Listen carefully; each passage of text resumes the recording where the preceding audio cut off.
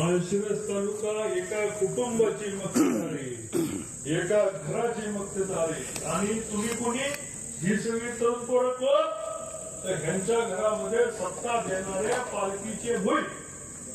बरोबर ना? आम्ही संघर्ष केला, आम्ही गेलो नाही, आम्ही पुन्हा पुढे झुकलो नाही. तसं मी खासदारकीवर पाणी सोडलं, पण रामभाऊ कुणाच्या दारामध्ये त्या ठिकाणी गेलो नाही. लोकांची मान, लोकांचा स्वभाव, लोकांचा सन्मान हा तेवढ करण्याचं काम रणजित निंबाळकरनी केलं.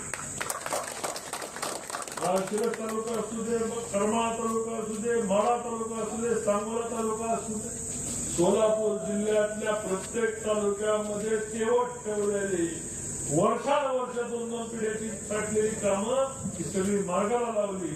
माझा मित्र मागाशी शिवराज कुपेर बोलला की पंचायत समितीला राजीनामा देईल. अरे राजीनामा शिवराज अनेक लोकांना द्यावं लागणार आहे. पाणी त्यांच्या दारात, त्यांच्या शेतात पोहोचण्याचं काम आपण सर्व मिळून करणार आहे. आणि ह्योच फाकड्या तुम्हाला त्या ठिकाणी त्यांच्या शेताला सुद्धा पाणी पोहोचवून 2 वर्षांनी आपण काम करायचं. आपण सत्तेसाठी काम नाही, सत्तेसाठी लाचार नाही, सत्ता आहे म्हणून काम करणार, सत्ता नाही म्हणून घरी बसणार असं कोण नाही.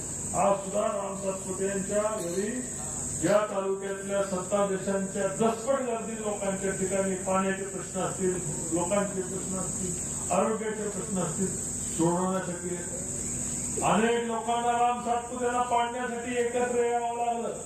आणि तालुक्याचं पारडं एका ठिकाणी ठरलं आणि अनेक लोकांचं एका ठिकाणी ठरलं.